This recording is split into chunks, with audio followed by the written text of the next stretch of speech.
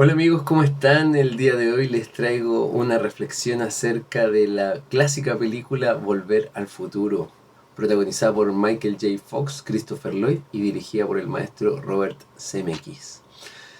Esperamos que puedan darle like al video, comentar y compartir con sus amigos. Se agradece infinito a todas las personas que ya se han suscrito a este canal e invitamos a las que no lo han hecho para que puedan hacerlo.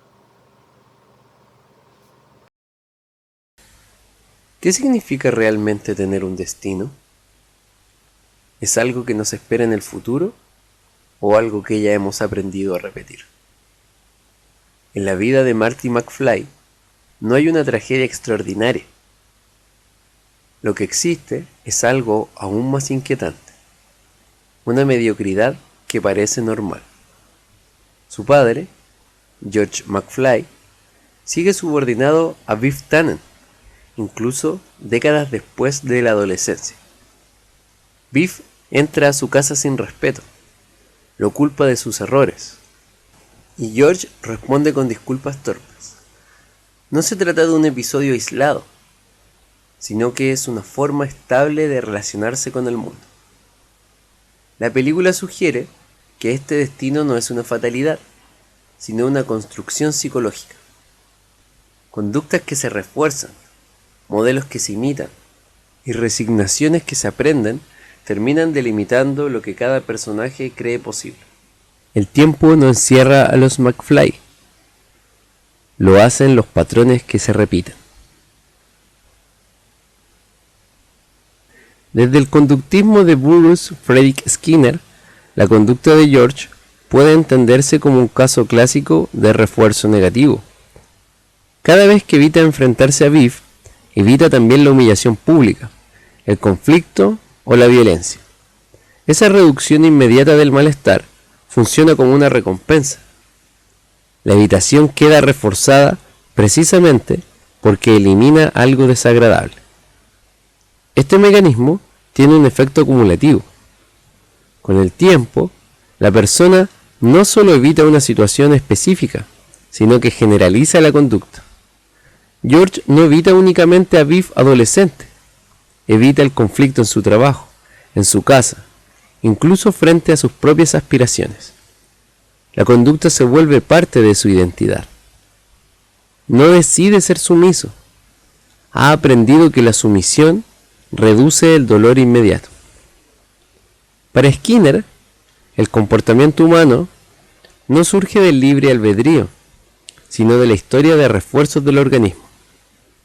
En su obra, Ciencia y Conducta Humana, de 1953, sostuvo que lo que llamamos carácter o personalidad no es más que un repertorio de conductas adquiridas a través de la interacción con el ambiente.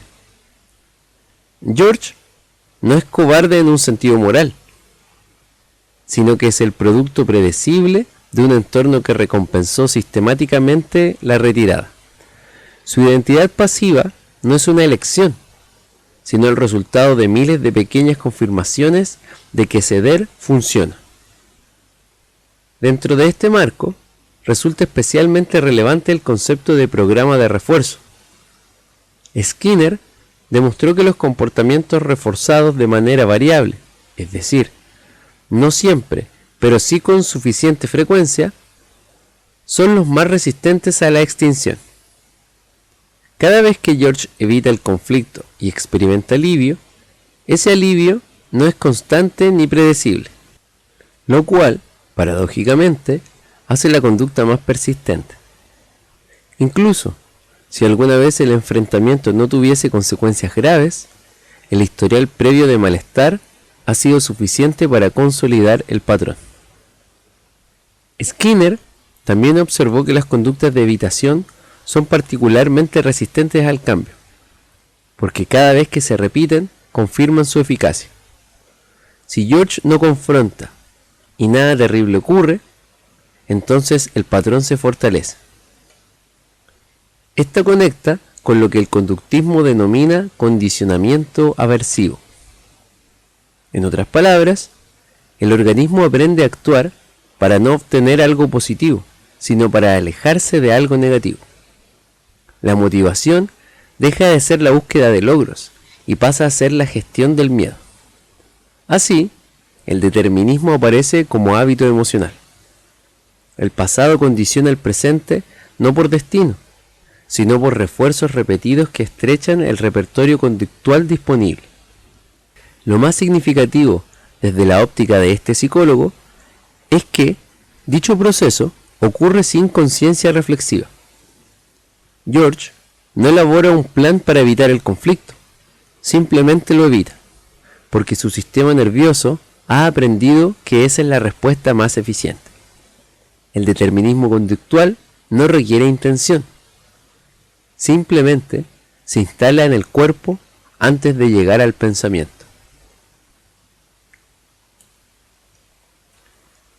La teoría del aprendizaje social del psicólogo canadiense Albert Bandura permite entender cómo este patrón se extiende a Marte. Bandura demostró que las personas aprenden observando a otros, especialmente a modelos cercanos. No necesitamos experimentar directamente el fracaso. Basta con verlo repetidamente en alguien con quien nos identificamos.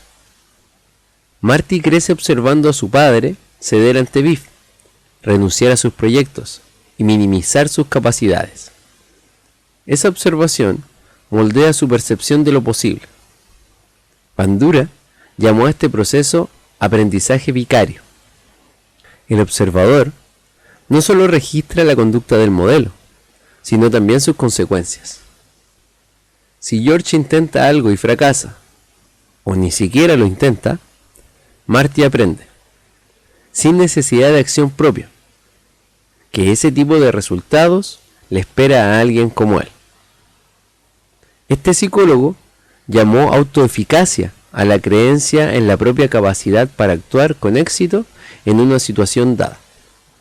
En su obra Pensamiento y Acción, Fundamentos Sociales, de 1985, argumentó que esta creencia no se forma solo a través de la experiencia directa, sino también mediante la observación de modelos similares. Si el modelo más cercano fracasa o se rinde constantemente, la autoeficacia del observador disminuye. No porque haya intentado y fallado, sino porque ha aprendido que alguien como él no puede tener éxito. La semejanza percibida entre modelo y observador es clave. Cuanto más se identifica Marty con su padre, más contundente es la elección implícita. Esto explica la inseguridad de Marty, cuando duda de enviar o no su música. No es solo miedo al rechazo, es la expectativa aprendida de que exponerse conduce al fracaso. El determinismo se vuelve intergeneracional. No se transmite como una orden explícita, ni como un trauma evidente, sino como una intuición incorporada sobre cómo funciona el mundo para gente como ellos. Bandura también habló de determinismo recíproco. El individuo influye en el entorno y el entorno refuerza al individuo. La sumisión de George fortalece la autoridad de Biff y esa autoridad refuerza la sumisión. El patrón se vuelve circular y cada vez más difícil de romper. Pero este concepto tiene una implicación adicional. Si el entorno puede empujar hacia abajo, también puede empujar hacia arriba. Bandura fue, entre los teóricos del determinismo psicológico, uno de los más comprometidos con la posibilidad del cambio. Sostuvo que modificar las expectativas de autoeficacia a través de experiencias de dominio, modelos alternativos o persuasión verbal puede interrumpir el ciclo. El pasado determina, es cierto, pero no sella. En el caso de Marty, el viaje al pasado funciona precisamente como una experiencia disruptiva de ese ciclo. Ver a su padre en un momento anterior al patrón consolidado abre la posibilidad de que la historia no sea inevitable. No basta con cambiar el comportamiento de George. Es necesario que Marty también revise la imagen interna que ha construido sobre lo que es posible para alguien como él.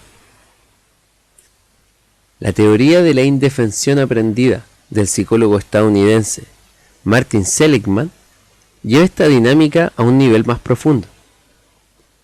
Cuando una persona experimenta repetidamente que sus acciones no cambian el resultado, desarrolla la convicción de que intentar no tiene sentido. Entonces, deja de actuar, incluso cuando podría hacerlo con éxito.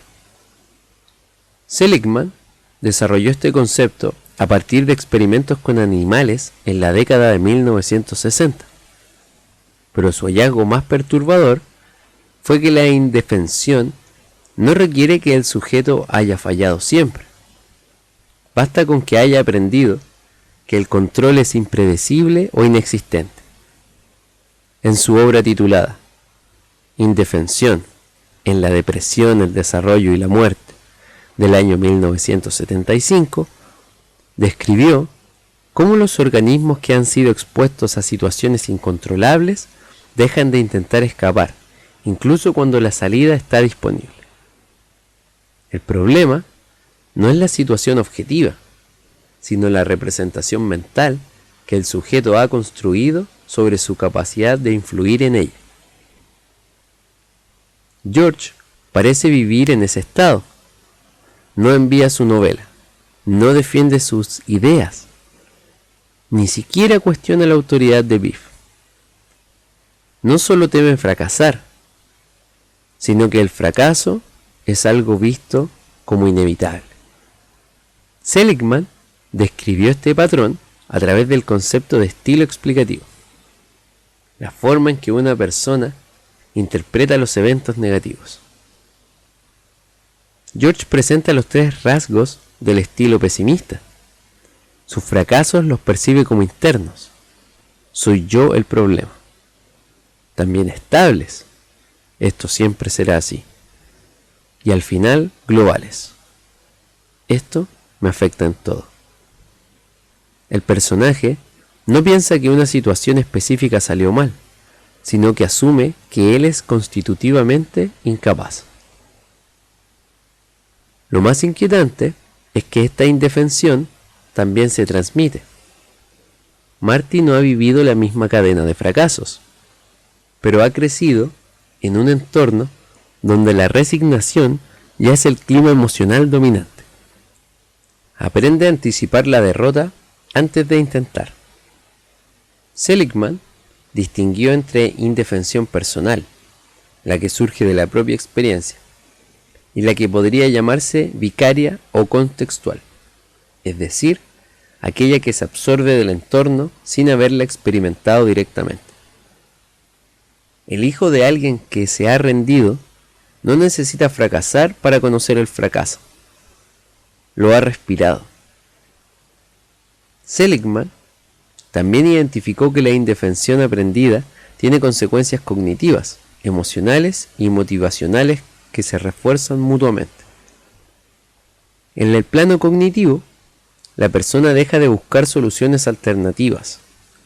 En lo emocional, aparece la apatía y la tristeza crónica. Y en lo motivacional, desaparece el impulso de actuar. Así, el determinismo psicológico alcanza aquí su forma más silenciosa. El futuro no se cierra por falta de oportunidades reales, sino porque la persona ha dejado de imaginarlas. En otras palabras, la jaula no tiene barrotes visibles, sino que está construida en base a sus expectativas. Sin embargo, en sus trabajos posteriores, especialmente en Aprenda optimismo, haga de la vida una experiencia maravillosa, del año 1991, Seligman argumentó que el estilo explicativo puede modificarse. El pesimismo no es un rasgo fijo, sino un hábito cognitivo aprendido, que puede ser, al mismo tiempo, desaprendido. Para George y para Marty, el cambio posible no pasa solo por modificar circunstancias externas, sino por aprender a interpretar de manera diferente lo que les ocurre. Atribuir los fracasos a causas específicas y externas y los logros a la propia capacidad. La psicología del determinismo, en Seligman, lleva en sí misma la semilla de la superación.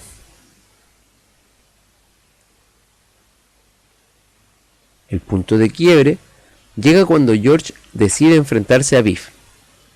El gesto dura segundos, pero rompe años de condicionamiento. Para entender por qué ese momento tiene la fuerza que tiene, no basta con constatar qué ocurre. Hay que preguntarse qué condiciones psicológicas lo hacen posible y qué mecanismos activa en cada una de las tres teorías. Desde Skinner, la pregunta es cómo puede extinguirse una conducta tan consolidada. La respuesta está en la naturaleza misma del refuerzo negativo. Para que la evitación siga funcionando, debe seguir eliminando el malestar. Pero el viaje de Marty al pasado altera el entorno de George de manera decisiva. La presencia de Lorraine, la necesidad de actuar para protegerla, introduce una contingencia nueva. Por primera vez, no actuar tiene un costo mayor que hacerlo. El esquema de refuerzo se invierte. Skinner sostuvo que el comportamiento siempre sigue las consecuencias, y aquí las consecuencias cambian. George se vuelve valiente por decisión. Responde a un entorno que, por primera vez, recompensa el enfrentamiento en lugar de la retirada. Lo notable es que una sola experiencia de este tipo puede ser suficiente para iniciar la extinción de un patrón largo, especialmente cuando el nuevo resultado es emocionalmente intenso. Desde la perspectiva de Bandura, ese momento constituye lo que él llamó una experiencia de dominio, la fuente más poderosa de cambio de la autoeficacia. Este psicólogo argumentó que ninguna forma de intervención modifica las creencias sobre la propia capacidad con tanta eficacia como la experiencia directa de haber actuado y haber obtenido un resultado distinto al esperado. George no solo golpea a Biff, descubre que podía hacerlo. Y esa información contradice toda su historia de predicciones sobre sí mismo. Y a diferencia del aprendizaje vicario, que moldea desde afuera, la experiencia de dominio se instala desde dentro, en la representación que el sujeto tiene de sus propias capacidades. El cambio que Marty ve al regresar al presente no es solo un padre que tiene un trabajo mejor o una postura más erguida, sino un personaje que se relaciona con el mundo desde una imagen distinta de sí mismo. Desde la óptica de Seligman, lo que ese instante introduce es algo aún más fundamental: la sensación de contingencia. Durante años, George ha operado bajo la convicción de que sus acciones no cambian los resultados. El puñetazo a Biff demuestra de forma concreta e irrefutable que eso no es cierto. Seligman identificó que la indefensión aprendida no se deshace con argumentos ni con ánimos externos, sino con experiencias que restauran la percepción de control. Una sola acción eficaz puede interrumpir el estilo explicativo pesimista, siempre que el sujeto la interprete correctamente, no como suerte, sino como capacidad propia. En ese sentido, el gesto de George no es solo un acto de valentía narrativa, sino que es una refutación empírica de su propia historia interna. Lo más significativo, sin embargo, es lo que ese momento produce en Marty. Él no solo presencia el cambio de su padre, sino que lo ve posible. Y eso altera el modelo que lleva incorporado.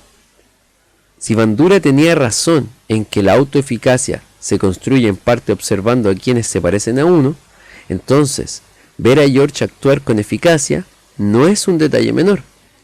Es una nueva fuente de información sobre lo que alguien como Marty puede hacer. El determinismo intergeneracional funciona en ambas direcciones. Así como la resignación se hereda, también puede heredarse la valentía. El determinismo no desaparece en ese instante, pero deja de ser absoluto. Lo que los tres autores permiten ver, cada uno desde su ángulo, es que los patrones más rígidos no son irrompibles, son simplemente los que llevan más tiempo sin ser interrumpidos.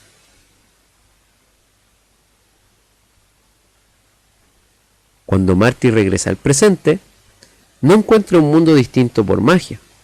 Encuentra un padre seguro, una familia diferente, una casa donde el miedo ya no organiza las relaciones.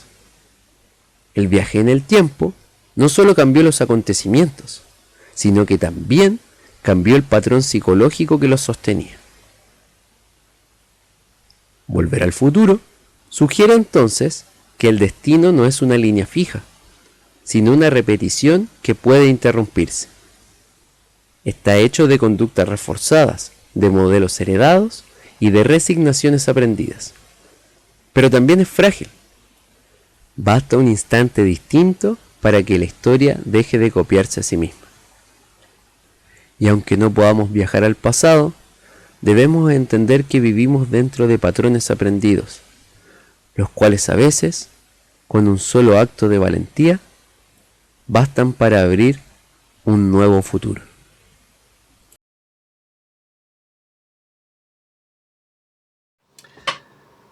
Bueno amigos, eso fue todo por el día de hoy. Espero que les haya gustado la reflexión acerca de la película Volver al Futuro. Para todos aquellos que la vimos y la requete contra vimos en nuestra infancia, siempre es un agrado poder revisitar esos lugares o momentos de los cuales uno fue feliz. Para aquellas personas que no han visto esta película, bueno, no sé qué han estado haciendo en este planeta durante tanto tiempo que todavía no la conocen, pero véanla, pero ya. Todas las peticiones y sugerencias para futuros videos acerca de canciones, películas, libros, poesía, etc. la pueden dejar en sus comentarios. Se agradecen todos los likes y todas las suscripciones. Nos vemos en el próximo susurro.